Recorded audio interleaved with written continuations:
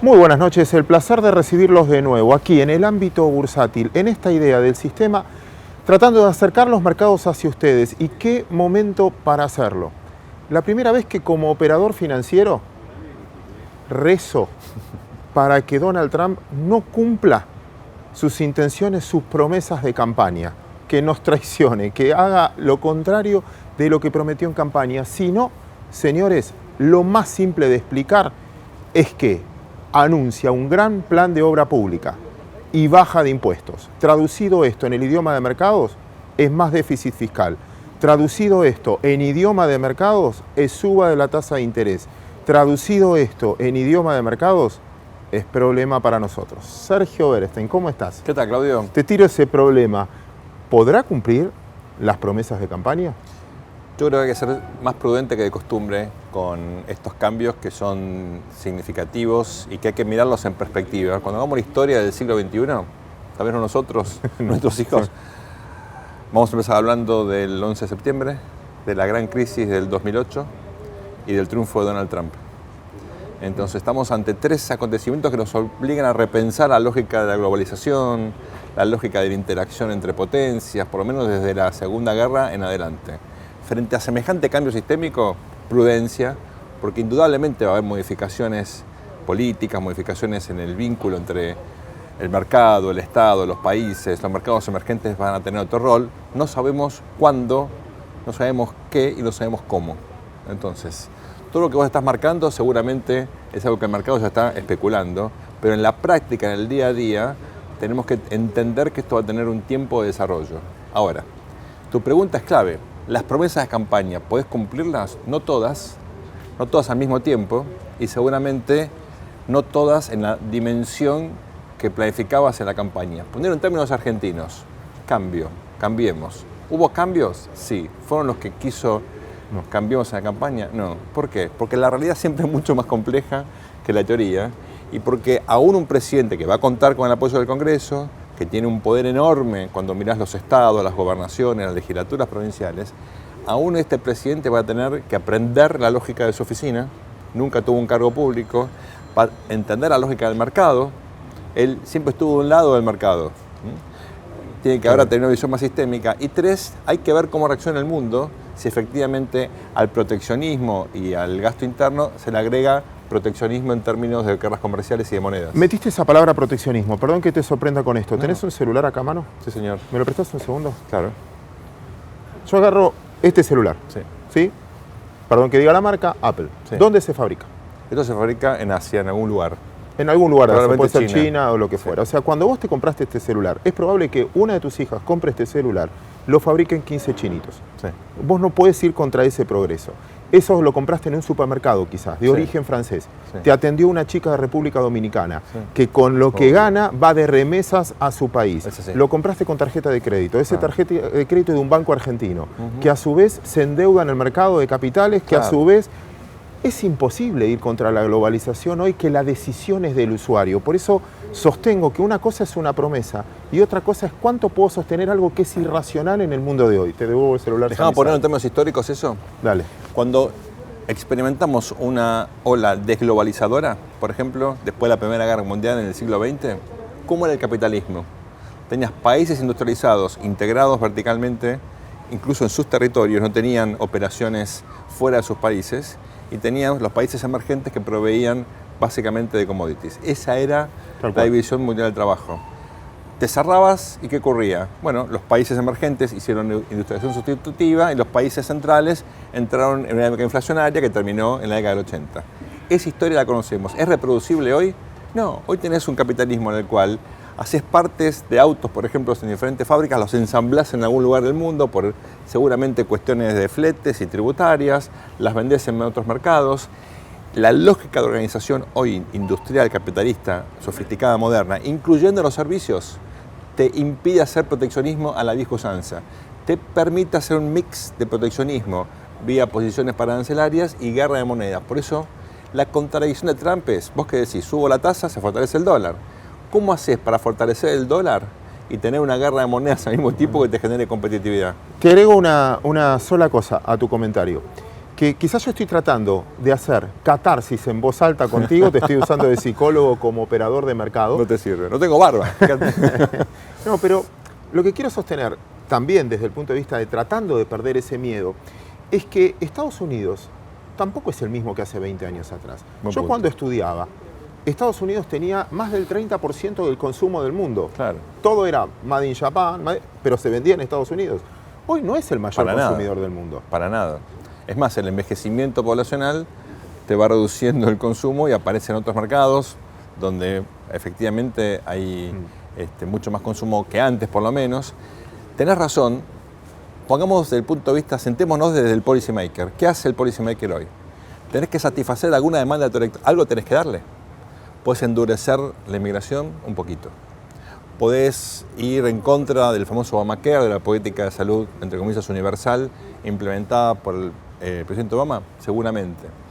Vas a poder hacer algunas cosas del programa que te llevó al poder, no todo, y vas a elegir las cosas que tienen menos costos y menos externalidades negativas. Mirá esa agenda que yo creo que es por lo menos la inicial. Señales de que vas hacia ahí, pero no contundencia en cumplir todas las promesas. Vamos a suponer que en esta introducción perdí un poquito el miedo. Dale. Los miedos de los fundamentos de afuera. Sí, pero ahora nacen otros miedos, que son los fundamentos locales. Hablemos un poquito de la Argentina en este contexto, que le cambió abruptamente, que está preparada. La pregunta es, ¿ves al sistema político argentino integral preparado para este cambio de rumbo? Yo te diría que esto puede ser una oportunidad si lo tomás con inteligencia, o puede ser una situación que te profundice la sensación de que la Argentina no sale. Si no haces nada, si vos pensás que con más de lo mismo, con un triunfo electoral eventual el año que viene, con ese 3% soñado, que discutamos si es el 3%, de crecimiento el año próximo, llegás, ganás, te fortaleces. Una obsesión por mejorar las expectativas, segundo semestre, 3%. Exacto, esa idea. Etcétera. Si haces eso, yo creo que no te va a alcanzar. Si vos decís hoy, ok, tenemos un cambio sistémico, el mundo se va hacia otro lado, ¿por qué no revisamos todo, incluyendo la estrategia de economía política detrás de la política económica, a ver si relanzamos algunas cuestiones, damos mayor certidumbre a operadores locales y extranjeros y tratamos de hacer de la necesidad virtud? ¿Cómo haces para que este shock externo, que por ahora es simplemente una cuestión de expectativas, pero puede transformarse en un shock real, te sirva para ganar tiempo y efectivamente aprovechar esta oportunidad? Ahí me hablas del oficialismo. Sí. Pero la oposición va a empezar a combatir por las elecciones del 2017 y no sé si va a ayudar tanto. De hecho, ya aprobaron en el Congreso una ley que aumenta el déficit terriblemente. Esto de la felicidad, no sé cómo llamarlo, o cómo lo llaman, de Olvídate. Que el estado del trabajo que falta a la Argentina. Es una media sanción, hay que ver si diputados lo vota, si no lo vota esto queda en marzo, si lo vota va a haber un veto, evidentemente, porque es una situación de un voluntarismo extremo. Yo te diría que no puedo hablar de oposición en singular, porque la verdad que tenés una lógica desagregada, fragmentada, en distintas fuerzas y sobre todo a nivel territorial. Con lo cual, mi impresión es la siguiente. Obviamente lo electoral ya está en el mapa mental del gobierno y de las oposiciones. Sin embargo, los gobernadores necesitan gestión. Y esos son socios, fueron hasta ahora, lo siguen siendo y lo serán el año próximo, que necesitan, al margen del electoral, pagar sueldos, tratar de que la cosa también levante sus provincias. Ahí tenés socios eventuales para relanzar un programa más, me parece, a tono, ¿verdad?, más afinado con el cambio de expectativas que se está dando a nivel global. Segunda cuestión, los sindicatos. Hoy, ¿qué es el peronismo? El peronismo son los gobernadores y los sindicatos. ¿Quiénes son los stakeholders a un intendente, que es como un mini gobernador? Entonces, obviamente la cuestión candidaturas pesa. Pero el gobernador, si tiene una mala gestión, no puede tener buenos candidatos.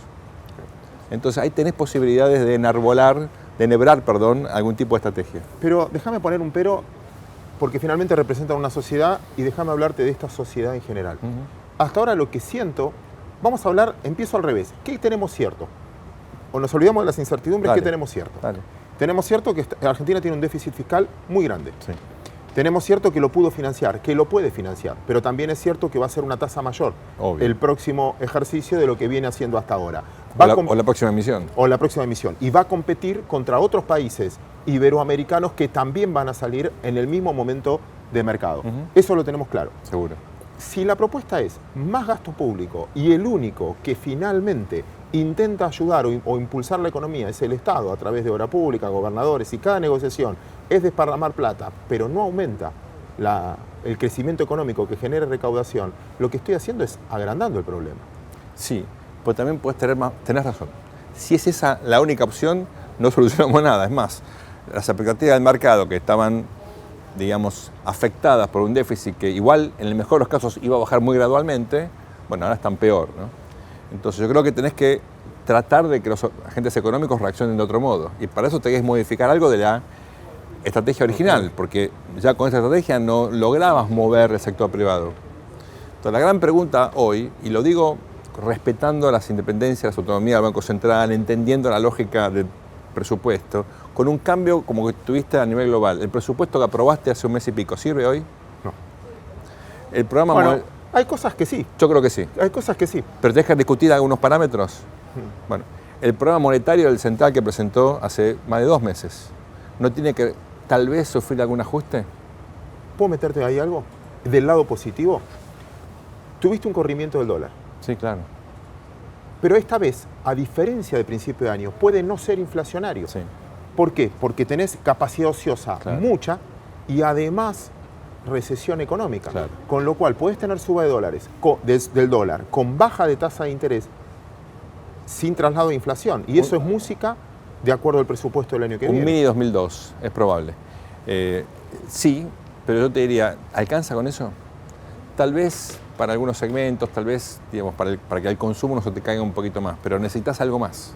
Necesitas, yo creo, que el sector privado argentino diga, tenemos que entrar ahora, nos conviene entrar ahora. Y para eso me parece que la reforma tributaria, por ejemplo, sería una manera Pero que ayude en vez de subir impuestos. Bueno, por eso te digo, no subir impuestos, sino generar un entorno, primero, de certidumbre y segundo, con algún incentivo, por ejemplo, para la reinversión de utilidad, para algo que te diga, bueno, vale la pena.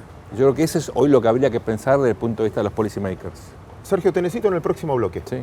¿Por qué? Vamos a sumar a la charla a Marcos Buscaglia. Quizás uno de los economistas argentinos que vivió mucho tiempo afuera, ya estuvo en este programa, es más, creo que estuvo en nuestro primer Es mi coautor, programa. aparte de mi amigo. Y amigo, para bajar esto de a nivel macro que veníamos discutiendo y político en la micro de cada día. Esto después de la presentación.